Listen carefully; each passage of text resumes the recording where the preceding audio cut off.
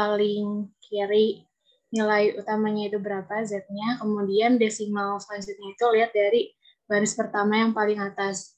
Contohnya itu yang warna kuning yang hasilnya 0,9500 didapat karena nilai Z-nya itu 1,645 berarti. Oke. Siapa yang jawab tadi? Bella, Ibu. Ella apa Bella? Bella. Bella ya. Oke, selamat Anda mendapatkan OVO 10.000 ya. Tadi kelas tadi nggak ada yang jawab ya pagi-pagi, coba. Pada belum makan kayaknya mungkin ya. Oke, nanti nomor handphone ya. Kirim aja di grup WA. Siapa? Bella ya? Iya, Bu. Oke. Jadi sebenarnya ini apa sih? Yang dikuningin ini apanya?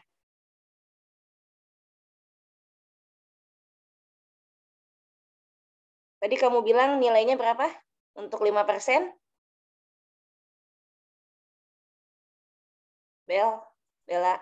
Iya, kenapa, Bu? Ulangi coba. Tadi saya kekecilan suaranya nggak kedengeran. Coba Bel.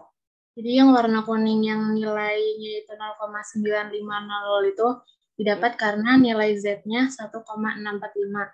1,6-nya itu dari dari kolom paling kiri itu ada 1,6 ditambah sama 0,045 dari baris paling atas. Iya, kenapa harus di situ? Tanyanya kan gitu. Kenapa harus di situ gitu? Titiknya. Kenapa harus 1,645 gitu? Bisa jawab nggak tuh? Kenapa harus yang ini kan udah dikuningin ya, jadi enak. Kenapa tapinya itu dikuningin gitu kan? Kenapa nggak diwarnain hijau? Tahu nggak kenapa 0,95? Kalau dijadikan persen itu berapa persen, Bel?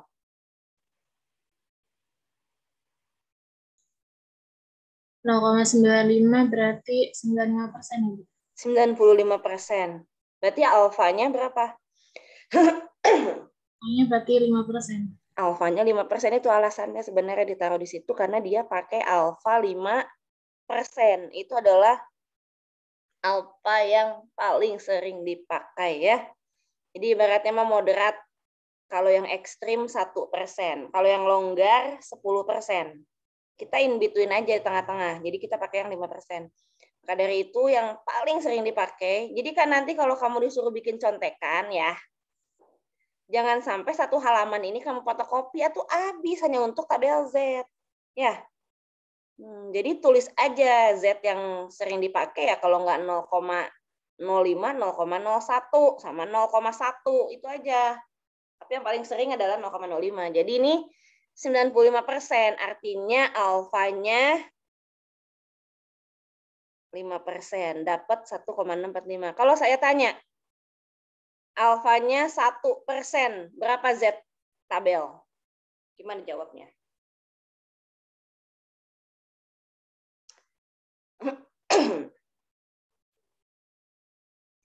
Berarti angka-angka ini teh apa? Angka-angka ini tuh. Angka-angka ini yang warnanya hitam ini. Bukan yang birunya ya, yang hitamnya ini.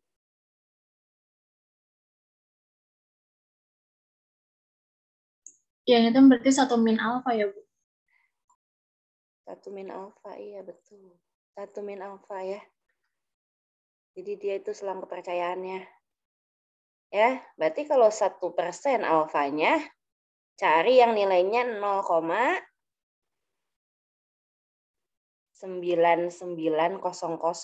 Nah, ada di sini ya nih. Saya pakai highlight. Nih, kelihatan nggak? Nih, kelihatan nggak? Ya, nilainya berapa? 2,3 ditambah shoot ke atas 0,025. Jadi 2,325 ya. Gitu cara bacanya, oke? Jadi mengerti ya. Terus ini apa? Yang 0,975. Jikalau alfanya 5% tapi two tail. 2 ekor. Artinya kita menggunakan alfa per 2. Jadi 5% bagi 2. Berapa? 2,5%. Nah, jadi 97,5 kan? Di sini. Kalau to tail dengan alfa 5%. 1,9 ditambah 0,06. Jadi 1,96. Oke. Kalau to tail berarti yang kiri minus 1,96, yang di kanan 1,96. Gitu ya. Automatically lah itu negatifnya ngikutin. Bisa dipahami gak nih? Ya, ini untuk membaca tabel Z. Oke, lanjut Pak Gali.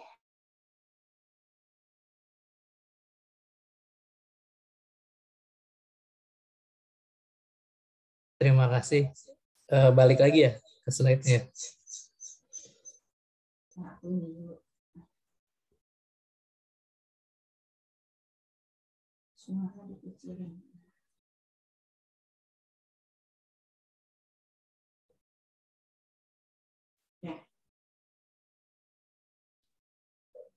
Jadi sampai desain hipotesis, lalu selanjutnya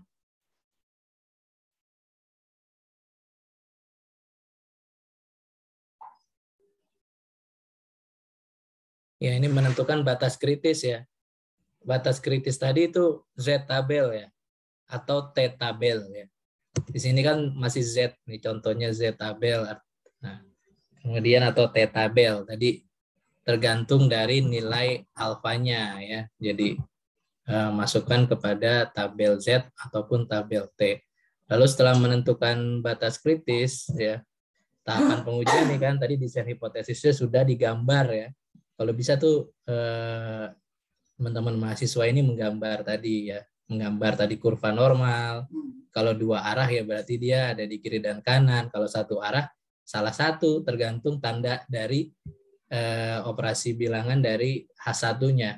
Kalau kurang dari ada di sebelah kiri, lebih dari ada di sebelah kanan, gitu ya.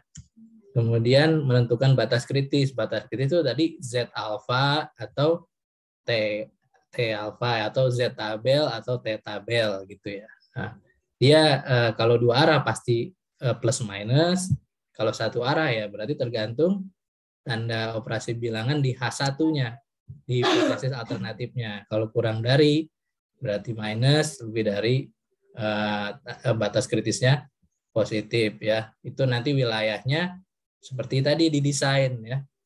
Kalau kurang dari ada di sebelah kiri, wilayah H1-nya, lebih besar dari di sebelah kanan ya, wilayah H1-nya.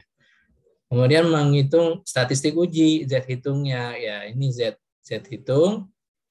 Ya rumusnya, rumus Z hitung itu secara umum adalah rata-rata sampel ya dikurang rata-rata populasi dibagi simpangan baku populasi ya, itu ya.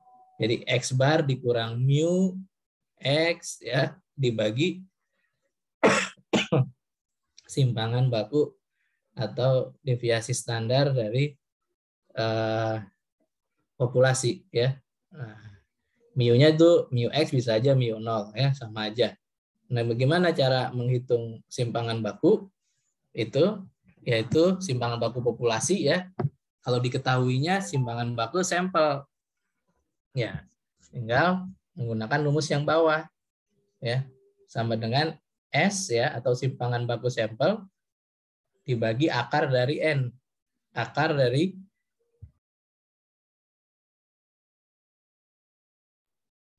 dari jumlah sampel ya. Lalu tentukan letak Z hitung pada batas kritis ya atau nilai kritis. Nah, dia ada di sebelah mana? Ada di sebelah kanan kah atau di sebelah kiri kah nilai kritis ya. Nanti kita tentukan ya berdasarkan desain hipotesis yang nomor 1. Kesimpulannya kalau dia ada di wilayah 1 berarti kita bisa menolak H0 ya. Atau cukup bukti untuk menolak H0. Kalau dia ada di wilayah H0, Z hitung ya, berarti kita kesimpulannya belum cukup bukti untuk menolak H0. Gitu ya. Nah, kelima ambil keputusan tadi ya, keputusannya. Nah, ini kapal keruk nih ya. Kapal keruk ya, sesuai tadi yang disampaikan oleh Bu Intan ya. Jadi YLK nih, kalau di Indonesia YLKI ya.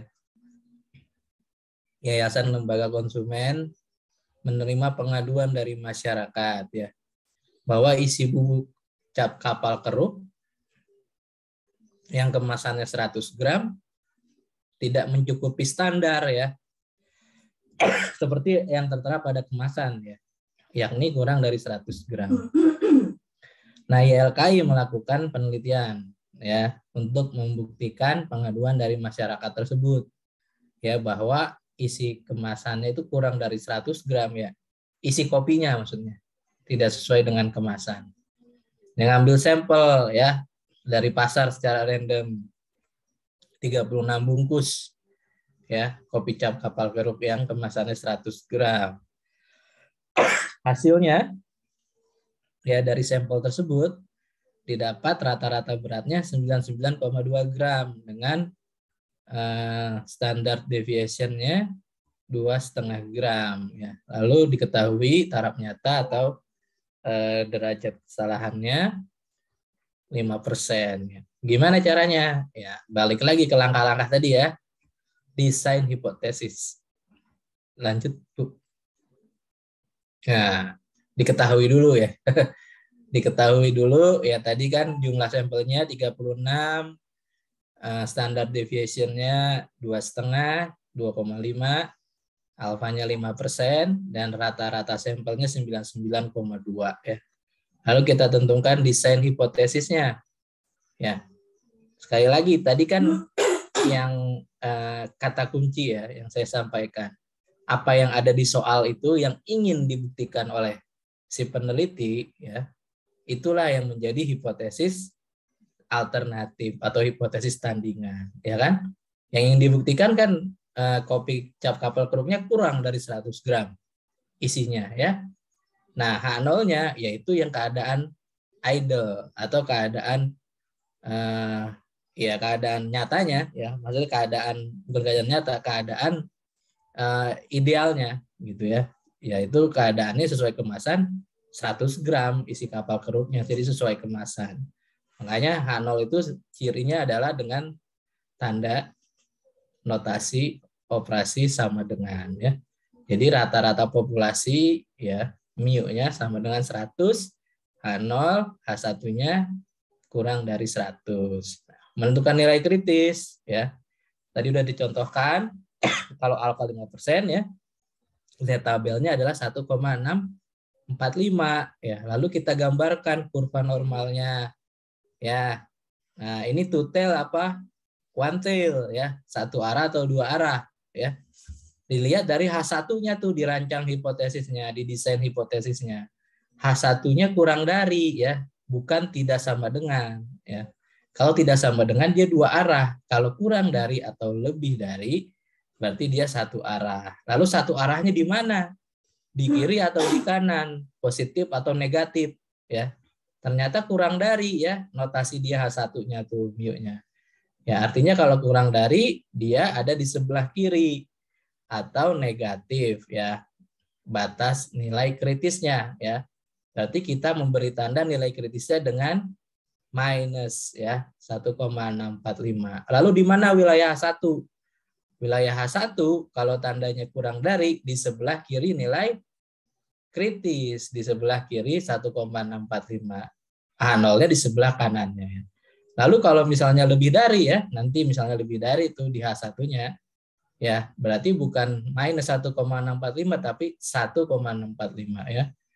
Lalu wilayah H1-nya di sebelah kanannya ya, wilayah 0 di sebelah kirinya, jadi sebaliknya. Nah untuk contoh soal ini di sebelah kiri ya adanya.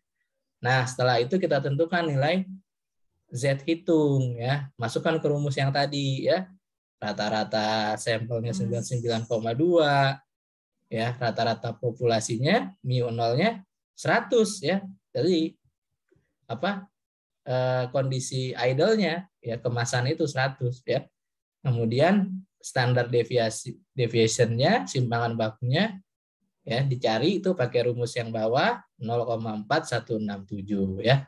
Karena yang diketahui di soal adalah simpangan baku sampel ya, bukan simpangan baku populasi ya. Lalu didapat minus ya 1,919. Nah, ini letaknya di mana letaknya? Minus 1,9198 itu. Di sebelah kirinya minus 1,645 atau di sebelah kanannya minus 1,645. Ya, ternyata di sebelah kiri, ya kan? Artinya Z hitung kurang dari Z tabel. Nah, kalau di sebelah kiri berarti masuk kepada wilayah H1 ya. Kalau masuk kepada wilayah H1, kesimpulannya adalah cukup bukti untuk menolak H0 atau kesimpulan H1-nya itu bisa kita gunakan ya. Hipotesis H1-nya itu kita gunakan. Artinya ya, bahwa dugaan masyarakat bahwa isi dari kemasan kopi cap kapal kerupnya kurang dari 100 gram itu betul ya. Atau di sini percaya bahwa isi kopi kurang dari 100 gram. Kalau pakai bahasa statistiknya, cukup bukti untuk menolak H0 ya. Cukup bukti untuk mengatakan bahwa kemasannya kurang dari 100 gram. Isi dalam kemasannya kurang dari 100 gram. Oke ya. Oke, itu untuk contoh soal pertama. Ada lagi, Wina? Nah, ini kalau proporsi ya. Proporsi. Kalau tadi yang diketahui adalah rata-rata ya. Mu. Sekarang proporsi atau persentase ya. Tahapannya sama, cuma yang bedanya adalah rumus untuk menghitung Z hitung ya. Rumusnya tadi ada di sini adalah proporsi sampel dikurang proporsi populasi ya. Yang P bar itu proporsi sampel. P0 ya. Itu proporsi populasi ya. Nah, Q itu adalah 1 dikurang proporsi populasi ya. Nah, itu rata-rata itu X ya, proporsi ya, namanya juga proporsi. X dibagi jumlah sampelnya ya. Ya kan, X per N ya, jumlah sampel kan N. Yang lain-lainnya sama ya, tahapannya ya. Tentukan Z hitung. Nah, sekarang contohnya nih. Seorang manajer ya, Pak Udin. Manajer pemasaran Bank ABC ya. Nah, dia memperkirakan ya, ini dari ya, ini belum dibuktikan sama dia, cuma dia punya kesimpulan sementara ya. Dari dia sebagai seorang manajer, kira-kira dia membuat hipotesis bahwa tidak kurang dari 40% penduduk di Kota Depok yang menabung di Bank ABC. Ya, berarti tidak kurang ya dari 40% ya.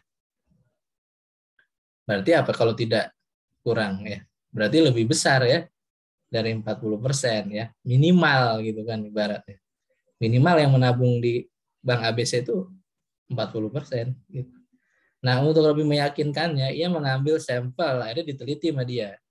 Dia ngambil data ya, 100 orang, dan ternyata ya 100 orang ya, dan ternyata hanya ada 35 orang yang menabung. Jadi 100 orang di Kota Depok dia ambil sama dia. Ternyata cuma ada 35 orang yang menabung gitu di bank itu, Bank ABC, dari sampel itu. Nah, taraf nyatanya 5%. Nah, bagaimana nih? Benar nggak sih dugaannya si Pak Udin ini, manajer Bank ABC ini? Nah, ya tidak kurang dari 40% di Kota Depok telah menabung ya. Artinya lebih dari 40% ya penduduk di Kota Depok. Kita coba lihat penyelesaiannya. Ya, pertama kita kepada desain hipotesis lagi, rancangan ya.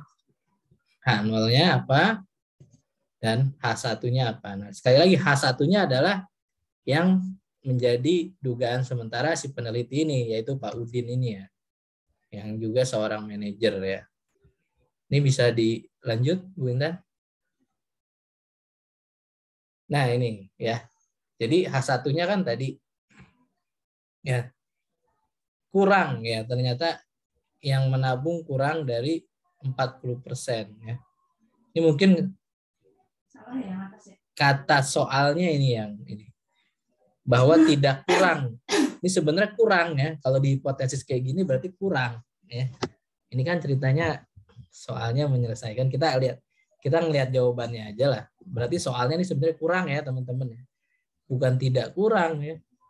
Kalau tidak kurang dari 40% ya berarti minimal tadi yang lebih besar tadi ya. Lebih besar atau sama dengan. Ini adalah ya. Ini bahwa kurang aja. Jadi bahwa kurang tadi. Kurang dari 40% ya. Dugaannya. Jadi salah soalnya nih. Kalau hipotesisnya begini ya. Soalnya jawabannya udah mengarah begini ya. Ya, tuh lihat tuh wilayah H1-nya ya. Ya, kalau lebih besar sama dengan kan gambarnya nggak kayak gini gitu ya. Nah, kita ngikutin jawaban aja deh ya. Berarti soalnya yang disesuaikan. Tadi berarti kurang ya. Dugaannya adalah kurang, dugaan si Pak Udin ini ya, selaku manajer yang menabung di Bank ABC ini warga Depok ya. Nah, H0-nya ya keadaan yang idle-nya ya, berarti proporsinya atau persentase warga Depok yang menabung di Bank ABC adalah 40% atau 0,4 ya. Kebalikannya ya dari hipotesis alternatif atau tandingannya. Nah, batas kritisnya ya tetap ya sama ya 1,645 ya karena alfanya 0,05. Kita gambar kurvanya ya karena kurang dari H1-nya berarti tetap sama ya kayak yang soal sebelumnya. Dia ada di sebelah kiri ya, yaitu minus, kita kasih tanda minus ya kalau di sebelah kiri batas kritis atau nilai kritisnya ya. Wilayah H1-nya di sebelah kiri batas kritisnya ya, wilayah H1-nya. Kemudian wilayah H0-nya di sebelah kanannya. Nah, kita hitung Z hitungnya dengan rumus Z hitung proporsi ya. Masukkan nilai proporsi sampel. Kan tadi cuma 35 orang yang menabung di ABC ya. Sampel ya berdasarkan sampel 100 orang. Ya kalau kita proporsikan kan 35/100 atau 0,35 ya. Dikurang ya proporsi P0-nya nih ya, proporsi idle-nya ya 0,4 ya sesuai dengan yang ingin diketahui ya dari ya atau 40% tadi ya. Lalu dibagi ya 40 P-nya 40 0,4, Q-nya adalah 1 dikurang P-nya ya 0,6 ya. Lalu dibagi jumlah sampelnya 100, didapatkan nilai minus 1,02. Nah, kita letakkan Z hitung ini di gambar ini, gambar kurva normalnya, ini gambar wilayah H1 dan wilayah 0-nya. Ternyata minus 1,02 ada di sebelah kanan batas kritis ya. Sebelah kanan minus 1,645. Jadi dia ada di wilayah H0 ya. Nah, Z hitung ternyata minus 1,02 lebih besar daripada Z tabel ya, atau ada di wilayah H0 ya. Artinya belum cukup bukti untuk menolak H0 ya. Nah, belum cukup bukti. Jadi kita bisa artinya tidak bisa berdasarkan hipotesis. Artinya kalau kita balikkan ke konteks soal, ternyata yang menabung di Bank ABC ya berdasarkan ini hasil uji Z hitung ini adalah 40% ya. Berarti yang dikatakan oleh Pak Udin tadi perkiraannya ya kita tidak cukup bukti untuk mengatakan bahwa yang menabung di Bank ABC itu kurang dari 40% ya dari warga Kota Depok. Atau kita bisa katakan yang menabung di Bank ABC ini adalah 40% sesuai dengan H0-nya gitu. Oke. Itu mungkin contoh yang untuk uji Z proporsi ya. Sekarang uji beda dua rata-rata. Ini berpasangan datanya ya. Gitu. Ini sesuai rumusnya aja sebenarnya teman-teman ya. Ini kalau datanya berpasangan ada dua yang dibandingkan ya. Dua variabel yang dibandingkan ya. Berarti ya tentu ada mu1, mu2 ya. Sama dengan D0 ya. D0 ini adalah selisihnya gitu sebenarnya ya. Dari mu1 dan mu2 ya. Kalau H0-nya itu lagi-lagi menggunakan tanda notasi sama dengan ya. Jadi kalau dua arah berarti H0-nya bisa mu1 kurang mu2 sama dengan D0 atau mu1 sama dengan mu2 atau H1-nya mu1 kurang mu2 tidak sama dengan D0 atau mu1 tidak sama dengan mu2 ya. Kalau satu arah, nah itu yang dua di bawah ya. Yang di tengah dan yang di bawah ya.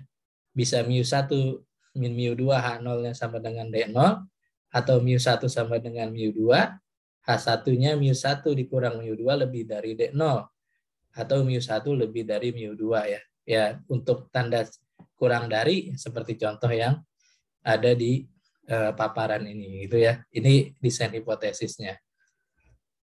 Lalu menentukan batas kritis, ini Z tabel sama seperti biasa. Nah, yang beda adalah menggunakan rumus Z hitungnya ya.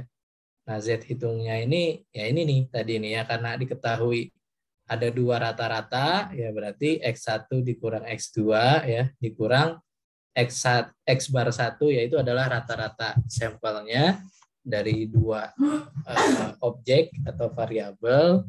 Kemudian yang mu1, mu2 adalah rata-rata populasinya dibagi standard deviation dari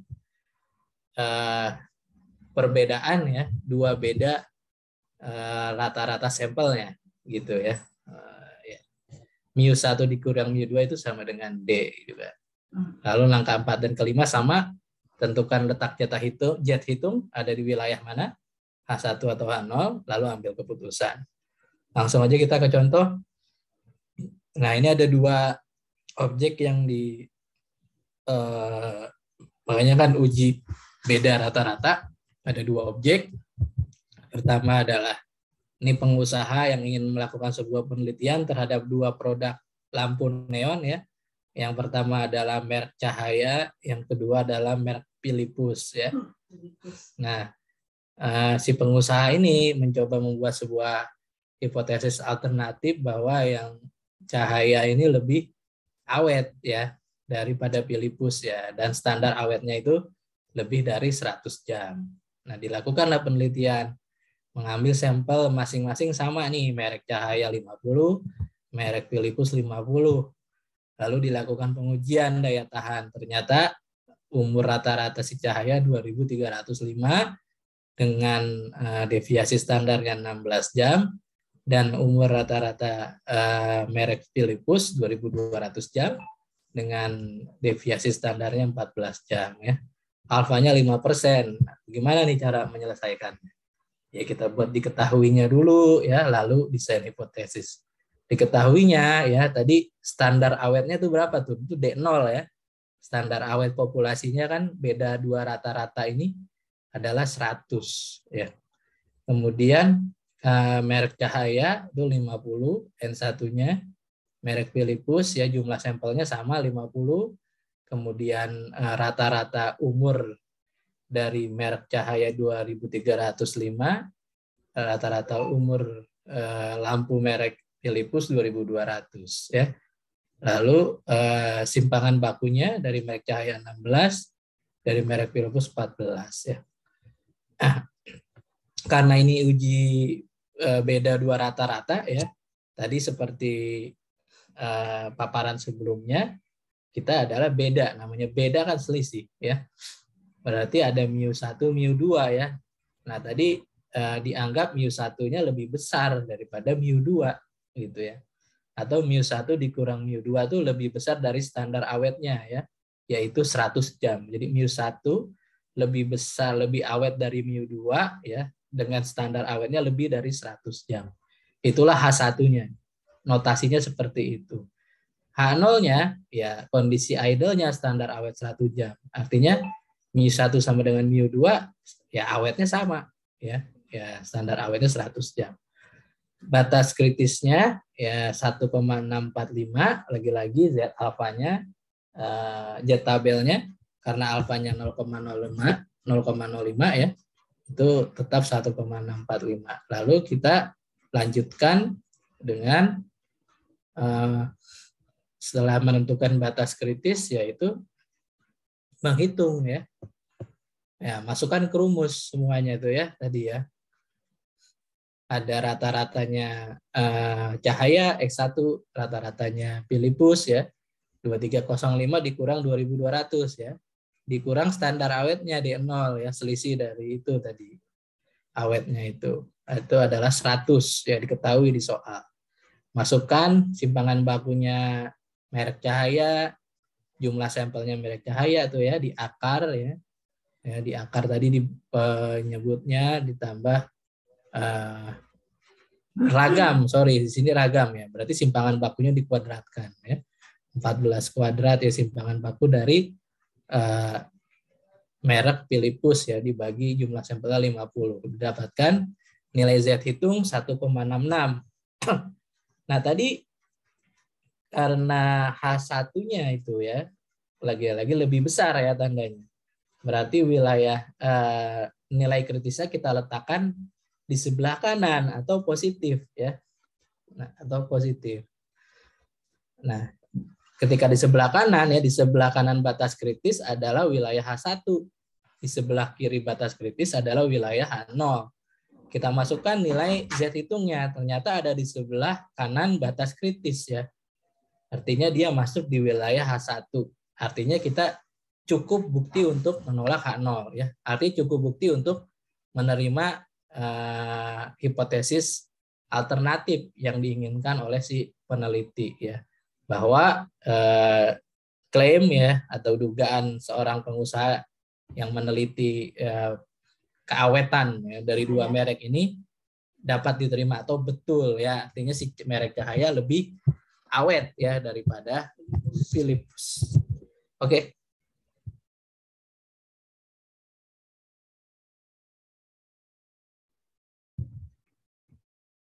Oke, udah ya. Apalagi? Beda dua proporsi ya. Ya tadi rata-rata ya, sekarang proporsi ya, sama aja. Yang membedakan rumus sekali lagi ya, teman-teman ya. Oke, udah bisa memahami saya kira ini bedakan rumus. Ya. Ini contoh soalnya. Nah ini contoh soalnya nih. Terakhir atau gimana nih? Ada beberapa lagi ya. Nah ini contoh soalnya. Ada sebuah stasiun televisi swasta ya, ini proporsi, kalau tadi rata-rata ya. Proporsi ya perbandingan ya atau persentase. Ingin mengetahui nih ya, apakah stasiun TV-nya itu lebih disukai oleh kalangan muda atau kalangan dewasa ya. Ternyata hipotesis alternatifnya dari TV swasta ini ya adalah bahwa TV-nya itu lebih disukai kalangan muda daripada kalangan dewasa ya. Lalu dia melakukan penelitian dengan mengambil sampel masing-masing 2.000 orang ya. Jadi yang dewasa 2.000, yang muda 2.000. Kemudian diperoleh angka yang menyukai stasiun televisi itu dari kalangan dewasa ternyata 400 orang dan kalangan muda 500 orang. Nah, diketahui alfanya 5% ya. Nah, bagaimana kita nih ya melakukan uji ya terhadap hipotesis alternatif yang dinyatakan oleh si ya, pemilik, anggap aja nih TV swasta ini ya. Lanjut. Nah, ini diketahuinya dulu kita tulis ya. Jumlah sampelnya sama ya, dari muda dan dewasa 2.000 ya. Lalu jumlah yang menyukai TV swasta itu dari yang muda 500, dari yang dewasa 400. Lalu kita bikin proporsinya dulu ya. ya proporsi sampel di sini dari yang muda ya P bar 1 yaitu ya jumlah yang menyukainya berapa 500 dibagi jumlah sampel dari yang muda ya 500 dibagi 2000 0,2. Nah untuk yang dewasa gimana sama jumlah yang menyukai TV swasta tersebut dari kalangan dewasa 400 dibagi jumlah sampel yang dewasa sama 2000 jadi 0,2 ya. Desain hipotesisnya ya karena di sini dinotasikan proporsi 1 yaitu yang muda ya dan yang coba dibuat hipotesis alternatifnya oleh si TV swasta ini adalah yang muda lebih banyak menyukai TV-nya dia gitu ya. Berarti ya P1 lebih besar dari P2 ya. Dan H0-nya ya P1 sama dengan P2 gitu ya. Lalu tentukan batas kritisnya ya. Z alpha lagi-lagi tinggal gampang ya karena udah dihafal nih 1,645 ya Z tabel nilai kritis atau batas kritisnya. Lalu kita hitung Z hitung ya. Sebelum menghitung Z hitung kita harus menentukan dulu P0 ya, proporsi keduanya ya. Jadi proporsi yang menyukai TV swasta tersebut baik dari kalangan dewasa maupun kalangan muda ya, baik kalangan muda kalangan dewasa gitu ya. Nah, ini D0-nya ya sama dengan 0 karena tidak diketahui nih ya. Tidak diketahui ya D0-nya nih ya, standar yang menyukai TV swasta ini enggak diketahui. Kalau tadi lampu diketahui itu ya rata-rata 100. Nah, kalau ini tidak diketahui jadi sama dengan 0 ya. Tapi kita harus mencari proporsi yang menyukai TV tersebut dari dua kalangan ini ya. Ya, yang menyukai dari yang muda kan 500 ditambah yang menyukai dari yang dewasa 400. Nah, dibagi total sampelnya ya. Yang mudanya 2000, yang dewasa 2000 dapat 0,225. Lalu kita cari juga simpangan baku atau standard deviation dari yang menyukai TV tersebut gitu ya. Artinya standar deviasi dari kalangan muda maupun dewasa yang menyukai TV tersebut. Masukkan aja rumusnya ya. P0-nya kan diketahui dapat 0,0132 ya. Lanjut baru masuk ke rumus D hitung. Jadi banyak ya. Nah, D0-nya kan D itu sama dengan 0 ya. D kecil itu D0 ya sama aja. Nah, masukkan proporsi sampelnya kalangan muda 0,25. Masukkan proporsi sampelnya kalangan dewasa 0,20. Dikurang 0, D0-nya tidak diketahui. Dibagi standar deviasi dari kedua kalangan yang menyukai TV swasta tersebut. Hasilnya 3,786 ya, Z hitungnya. Ya. Nah, itu tadi kan karena lebih besar ya H1-nya. Wilayah satunya lebih di kanan, ternyata Z hitungnya ada di sebelah kanan masuk wilayah yang satu. Berarti artinya cukup bukti untuk menolak H0. Ya. Jadi dugaan dari si TV swasta tersebut betul. Kalangan muda lebih menyukai televisi swasta tersebut daripada kalangan dewasa. Oke. Nah, ini tadi kan Z, kita berbicara selalu Z, Z, dan Z ya. Ya kalau sebaran normal memang aslinya Z ya.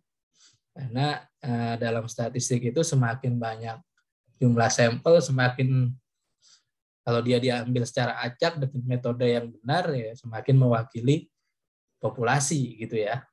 Tentunya dengan metode yang benar. Sekarang kita masuk kepada jumlah sampel yang kecil. Nah, kecil ini secara umum kurang dari 30 ya. Nah, jika lebih dari 30 itu kita menggunakan lebih besar atau sama dengan 30 kita menggunakan uji Z ya. Gitu ya. Nah, untuk kurang dari 30 ini dan nilai simpangan baku atau standar deviation populasi tidak diketahui. Nah, ini kita menggunakan uji atau distribusi atau sebaran yang bukan Z ya. Kita menggunakan sebaran atau distribusi T, student ya. Uji T ya. Ringkasnya sih seperti itu. Bisa lanjut gitu. Nah, ini uji T. Nah, itu T semua kan depannya gitu ya. Nah, ini kan simpangan bakunya tidak diketahui. Nah, ada rumusnya dari simpangan baku sampel ya. Simpangan baku populasi tidak diketahui ya. Kita menggunakan simpangan baku sampel. Nah, di sini yang membedakan selain rumus adalah penentuan nilai kritis atau batas kritis ya. Kalau di dalam sampel besar tadi lebih besar atau sama dengan 30, kita menggunakan nilai atau batas kritis Z, tabel Z ya, Z alfa. Sekarang kita menggunakan nilai kritis atau batas kritis dari tabel T ya, atau T alfa. Nah, ada tambahannya di sini. Di sini adalah tambahannya yaitu derajat bebas ya, derajat bebas. Ya, di sini ada rumusnya ya, tapi rumus mudahnya itu adalah jumlah sampel dikurang 1 ya. Oke. Itu ya sebagai. Nah, ini Bu Intan dulu deh. Coba. Kalau ini ada yang bisa bantu menjelaskan kira-kira kok jadi stop share ya? Ntar saya ulangi share screen. Oke. Yang bisa bantu bagaimana caranya mencari nilai T tabel? Siapa bisa?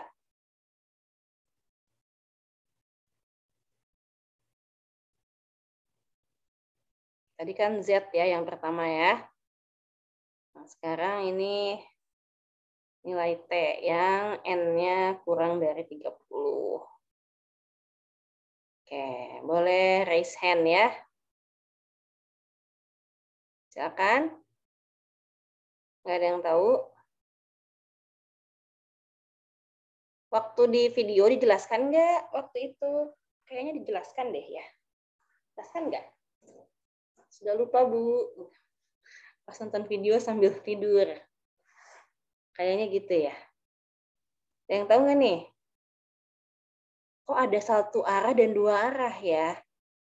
Nah, ini angka 1 sampai 150 ini angka apa sebenarnya?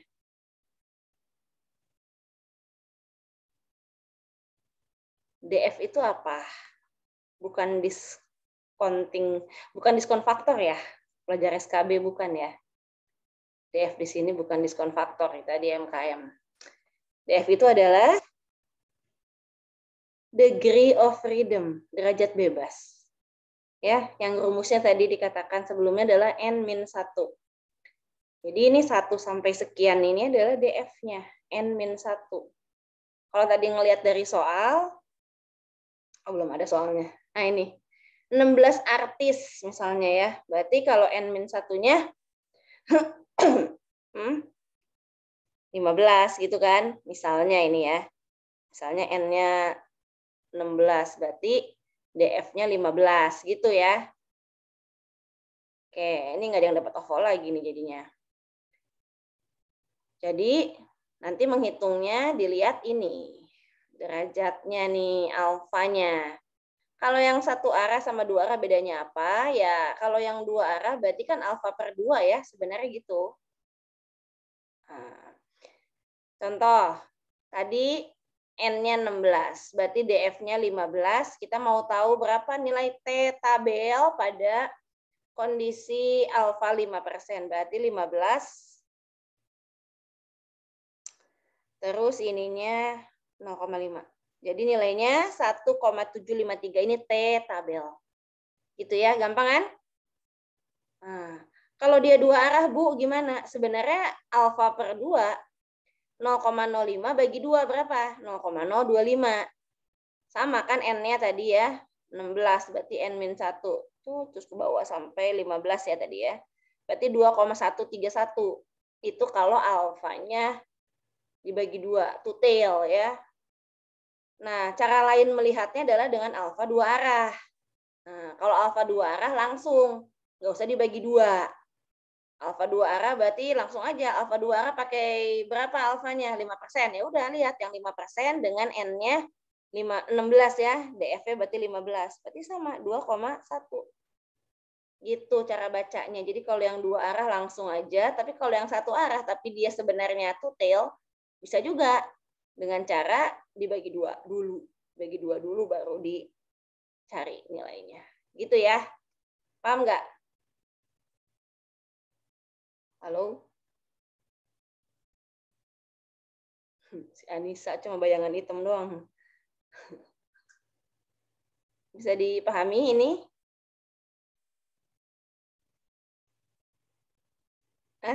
Bisa nggak? Bisa ngerti nggak? Coba saya tanya.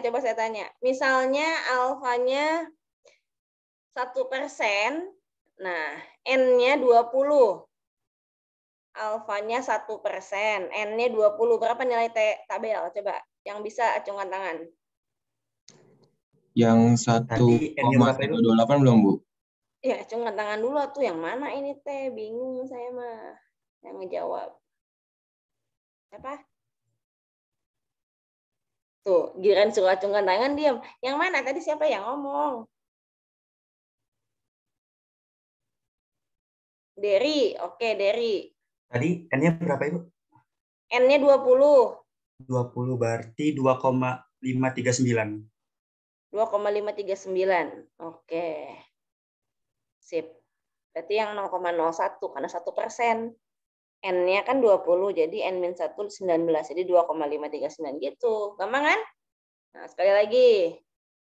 Alfa 2 arah 5%. N-nya itu 10. 2,262. Oke, ya. Sip, udah bisa berarti ya. Kita lanjut kalau udah bisa ya. Ini juga sebenarnya kalau mau dihafalkan, hafalinnya yang 0,05 aja sama 0,025 yang 2 arah. Biasanya itu yang sering dipakai ya, 5%.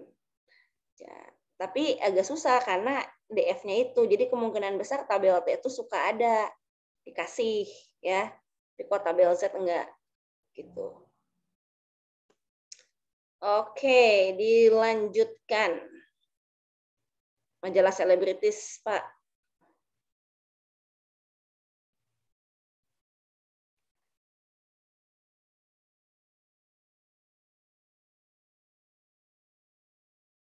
Ya, baik, dilanjutkan ya.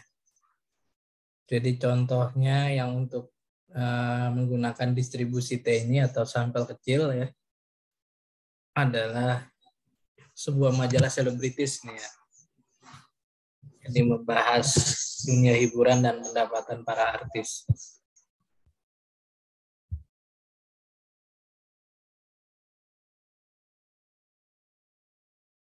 Ya, kita lanjutkan.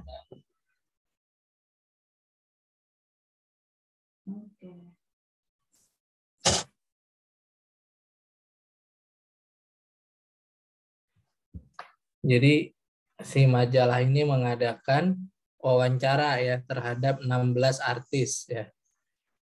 Pria ya, menunjukkan rata-rata penghasilan per bulannya adalah 35 juta ya, dengan simpangan bakunya 20 juta. Lalu kepada 10 artis wanita nih ya, N-nya ini, N wanita, menunjukkan rata-rata penghasilannya ternyata 53 juta nih ya, lebih besar ya. Wah, hebat emang yang perempuan lebih besar nih ya. Tapi sekarang Raffi Ahmad ya, laki-laki sekarang. Nggak ada nih artis ceweknya, belum ada. Dengan simpangan baku 32 juta ya. Nah, ini taraf nyatanya biasa 5%. Lalu gimana nih kita menyelesaikannya ya? Tahapannya sama ya. Dari mulai desain, kemudian menentukan nilai kritis ya. Kemudian menghitung, hitung kalau di sini sekarang ya. Dilanjut, mohon maaf Bu Intan. Nah, ini ya. Kita desainnya dulu hipotesisnya ya. Ini udah beda dua rata-rata nih, wanita dan pria nih ya. Nah, penghasilan artis wanita sama dengan artis pria ya. Nah, yang diinginkan oleh si majalah ini ya, hipotesis sementaranya itu atau alternatifnya, jadi penghasilan artis wanita tuh lebih besar dari pria. Jadi beda dua rata-ratanya itu ya, rata-rata pendapatan atau penghasilan artis wanita dikurang rata-rata pendapatan dari artis pria lebih besar dari 0 ya. Jadi dugaan sementara nih dari peneliti di majalah selebritas ini.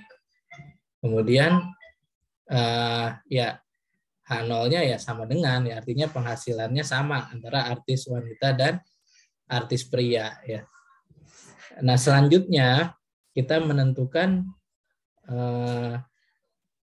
batas kritis atau nilai kritisnya.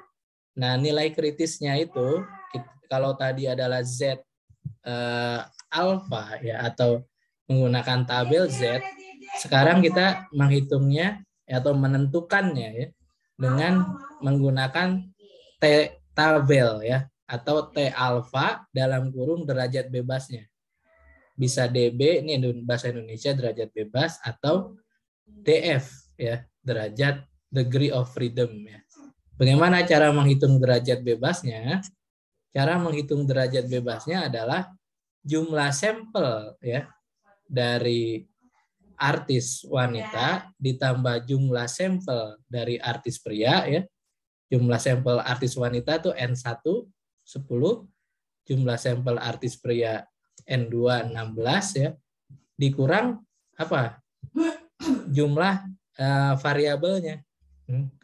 Atau jumlah objek yang ditelitinya kan variabel yang diteliti ini kan artis wanita dan artis pria ya. Berarti ada berapa? Ada 2 ya, gitu ya. Jadi ada 2. Jadi N1 ditambah N2 dikurang K ya, biasanya K itu simbolnya. K itu adalah jumlah variabel yang diteliti ya atau jumlah objek yang diteliti. Dalam hal ini adalah artis wanita dan artis pria, berarti cuma 2. Ya. Jadi 10 plus 16 dikurang 2, 24 ya. Didapat derajat bebas 24. Nah, lihatlah di T tabel ya. T tabel derajat bebas 24 dengan alfa 0,05 atau 5% itu adalah 1,711 ya. Nanti lihat di T tabel ya. Nanti udah belajar cara baca T tabelnya oleh Bu Intan. Nah, ini apa namanya? Oh ya, kita sebelum ke wilayahnya ya tentukan dari uji T hitung. Nah, sebelum ke T hitung, kita harus menghitung dulu apa ini simpangan baku dari apa namanya masing-masing ya, simpangan baku populasi ya, SP ini ya. Jadi ini simpangan baku populasi ya. Nah, masukkan aja rumusnya. Jumlah sampel sudah diketahui ya. Nah, simpangan baku artis wanitanya ya.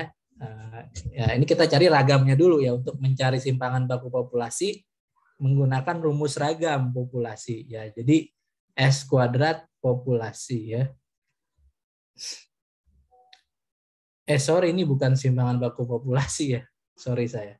Kalau simpangan baku populasi lambangnya tahu gitu ya. Tapi ini simpangan baku dari penghasilan keduanya. Sorry ya. Penghasilan keduanya nih. Penghasilan dari artis pria maupun artis wanita ya. Nah, kita cari ragamnya dulu. Penghasilan artis pria, artis wanita ini ya. Nah, rumusnya apa? Tadi jumlah sampel dari artis wanita dikurang 1 dikali ragam dari apa namanya penghasilan artis wanita ditambah jumlah sampel dari artis pria dikurang 1 dikali ragam dari penghasilan artis pria dibagi ya jumlah sampel artis wanita ditambah jumlah sampel artis pria dikurang 2, 2-nya itu K lagi ya. Jadi jumlah variabelnya itu artis pria dan artis wanita. Ya, dapatkan hasil ternyata ragam dari kedua penghasilan ini adalah 634. Nah, simpangan bakunya yaitu akar dari ragam itu ya. Didapat angka 25,18. Lalu kita baru bisa masuk ke rumus T hitungnya selanjutnya ya. Jadi teman-teman sih nggak perlu menghafal rumus ya, nanti ada boleh biasanya ya membawa catatan berupa rumus, tapi bagaimana rumus ini dipakai itu yang penting ya tahunya. Nah dari ya kan, nah ini baru ini adalah simpangan baku populasi dari penghasilan. Nah, SP tadi adalah simpangan baku penghasilan, masih sampel ya, S itu ya. Nah, ini tau ini baru simpangan atau sigma, ini sebenarnya sigma, simpangan baku populasi dari penghasilan keduanya, artis pria dan artis wanita. Ya, dimasukkan SP-nya adalah 25,18 tadi dikali akar dari 1 per jumlah sampel artis wanita ditambah 1 per jumlah sampel artis pria. Ya, dapat angka ya simpangan baku populasinya dari pendapatan kedua artis ini 10,15 ya. Baru dimasukkan kepada T hitung ya. Nah, di sini D0 tidak diketahui ya. Standar penghasilannya tidak diketahui. Ya, tinggal dimasukkan rata-rata penghasilan ya dari artis wanita maupun pria. X1 bar itu rata-rata penghasilan artis wanita 53. X2 bar rata-rata penghasilan artis pria 35 dikurang D0 dianggap 0 ya karena tidak diketahui, dibagi simpangan baku penghasilan kedua artis tersebut, populasinya ya, populasi bukan sampel ya, dapat T hitung 1,77 ya. Nah, ternyata T hitungnya lebih besar daripada T tabel ya, 1,770 ya, lebih besar dari T tabel 0,05 dengan derajat bebas 24 ya. Nah, ini di sini terima H1 atau cukup bukti untuk menolak H0 ya. Bagaimana itu didapat kesimpulan seperti itu? Ya, kita lihat tadi desain hipotesisnya ya.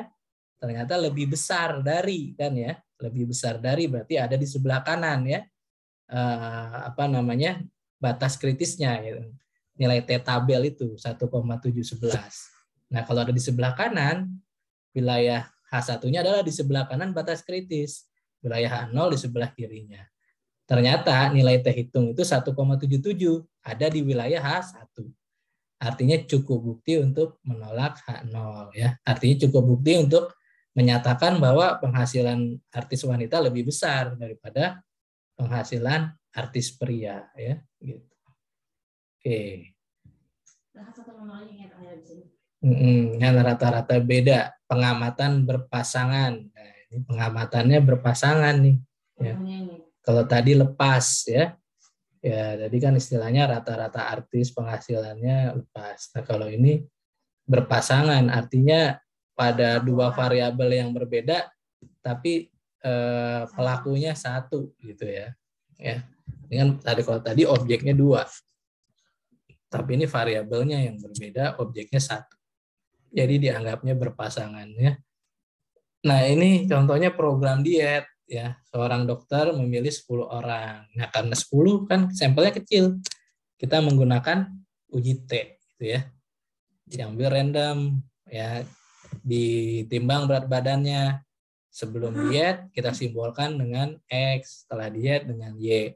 Lalu D ini adalah beda dari sebelum dan setelah ya. Berdasarkan data di atas, ya apakah dapat dikatakan bahwa program diet tersebut berhasil? Ya. Nah, indikator berhasil atau enggaknya apa? Ya, kalau program diet. Y, titik-titik dari X. Apa? Kalau Y itu kan setelah diet tuh. Sebelum. Y ya, yes. Iya, berarti Y itu kurang. Lebih kecil ya, nih, coba. Lebih kecil ya dari X gitu kan, mudahnya kan gitu. Ya, kalau dia lebih kecil ya berarti berhasil program dietnya ya. Atau D-nya itu bernilai positif ya. Kalau D-nya lebih besar ya negatif, berarti bertambah berat badan yang nggak berhasil kan gitu ya. Kan D itu X dikurang Y ya. Oke, kita lanjut ke desain hipotesisnya ya. Karena H1-nya ini adalah program dietnya berhasil ya. Artinya tadi beda kan, D-nya itu kan beda dari setelah dan sebelum ya. Sebelum dan setelah ya. X dikurang Y ya, itu hasilnya harus lebih besar, harus positif. Ya, artinya si X itu harus lebih besar ya. Sebelum itu harus lebih besar daripada setelah ya. X lebih besar daripada Y, jadi hasilnya harus positif. Itu tandanya berat badannya turun setelah diet gitu. Jadi H1-nya D-nya, MUD-nya lebih besar dari 0, H0-nya MUD sama dengan 0. Lalu tentukan batas kritisnya atau T-tabel ya. T-alfa tabel ya. Derajat bebasnya ya, karena ini tidak ada dua objek tadi ya. Kalau tadi kan ada dua objek, artis wanita, artis pria. Jadi sampelnya juga ada dua. Ini sampelnya satu ya, orangnya itu gitu. Ya, jadi nggak ada K-nya ya. Jadi cukup N dikurang 1. Ini rumus umumnya ya. 10 dikurang 1, 9 ya. Lalu T-nya, T alfa 0,05 dengan derajat bebas 9. Di T-tabel itu 1,833. Nanti teman-teman lihat ya. Nah, masuk ke statistik ujinya. Nah, rumusnya agak simpel nih ya. Tinggal rata-rata dari D-nya. Ya, itu 3,7. Tadi didapat ya di dalam soal. Kemudian dikurang 0. Dibagi simpangan baku dari D-nya ya. 1,337. Nanti teman-teman nyari tuh. Dari data yang tadi. Nyari simpangan baku tahu kan? Cari ragam. Lalu diakarkan. Rumus ragam apa? Nah, cari ya sendiri ya. X ya dikurang. Nah, itu nanti teman-teman bisa lah. Itu di materi sebelumnya ya, dicari ya. Dapat angka 1,337 itu. Dibagi akar jumlah sampelnya, yaitu akar N 10. Lalu didapat hitung 8,748 ya. Karena di sini lebih besar tadi di dalam kurva normalnya, sekali lagi letak dari batas kritis adalah di sebelah kanan atau positif ya. Wilayah H1-nya di sebelah kanan batas kritis. Wilayah H0 di sebelah kiri ya. Dan ternyata nilai T hitung juga memang lebih besar dari 1,8 dari T-tabel ya. Nah, oleh karena itu kesimpulannya T hitung ada di wilayah H1 ya. Atau cukup bukti untuk menolak H0 ya. Kalau kita balikan kepada konteks soalnya, ya berarti program dietnya berhasil gitu ya. Ya, namanya berhasil berarti menurunkan berat badan ya. Itu udah logikanya seperti itu ya. Oke. Ya, saya kira itu ya. Jadi teman-teman di sini hipotesis secara mungkin kita bisa sarikan ya simpulannya. Pertama, kalau lihat soal itu dugaan dari si peneliti itu adalah hipotesis tandingan. Jadi H1 ya. H0-nya adalah kondisi idle ya. Kondisi kebalikan dari H1-nya itu ya, atau sama dengan lah lebih mudahnya ya. Itu desain hipotesisnya, kemudian batas kritisnya. Batas kritisnya teman-teman tinggal melihat jumlah sampelnya. Kalau jumlah sampelnya dia di atas 30 ya, itu tentu nanti menggunakan tabel Z ya. Ya, kemudian itu teman-teman kalau tabel Z tinggal menghafal ya. Kalau alfa 0,05 berapa, kalau alfa per 2 nanti tutel itu berapa gitu ya. Kalau alfanya 0,01 atau 1% berapa. Lalu kalau dia kurang dari 30 ya nanti teman-teman tinggal menggunakan T-tabel berarti. Ya. Jangan lupa derajat bebasnya. Kalau cuma ada satu objek ya, itu gampang derajat bebasnya N-1. Tapi kalau ada dua objek, ada dua sampel yang dipilih dari dua objek itu, tinggal N1 plus N2 dikurang K-nya. Ya. Lalu setelah itu menghitung Z hitung atau T hitung. Sesuaikan dengan rumusnya. Ya kan? Ada yang rata-rata biasa, ada proporsi, ada beda dua rata-rata, ada rata-rata berpasangan. Ya itu tinggal rumusnya nggak usah diapalin, yang penting ngerti ini dipakai untuk apa. Yang ketiga, ya dari Z hitung, masukkan dia ada di wilayah mana. Ya kan? Caranya tadi menggambar kurva normal ya. Lalu lihat tanda notasi di H1-nya, letakkan nilai kritisnya itu ada di sebelah mana ya, tergantung tanda notasinya. Kalau kurang dari ada di sebelah kiri, lebih besar dari ada di sebelah kanan. Kalau tidak sama dengan berarti ada di dua-duanya gitu ya. Lalu tentukan ambil kesimpulan, sesuaikan dengan konteks soal. Ya, saya kira itu ya. Mudah-mudahan dapat dipahami ya.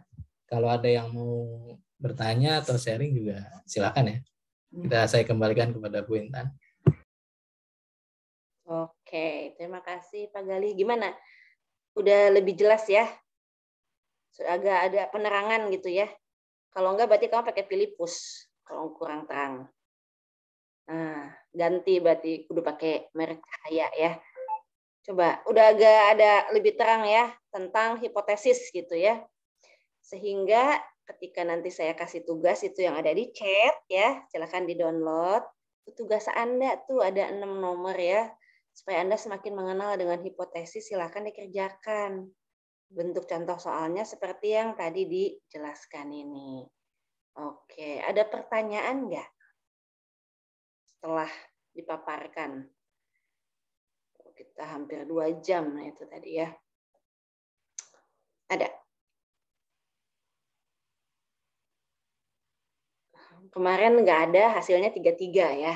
Nah, sekarang saya harap sih nggak ada tapi ngerti gitu ya. Dan nggak ada juga 3-3 deui gitu. Ya. Oke, cukup jelas berarti ya. Saya stop dulu aja rekamannya.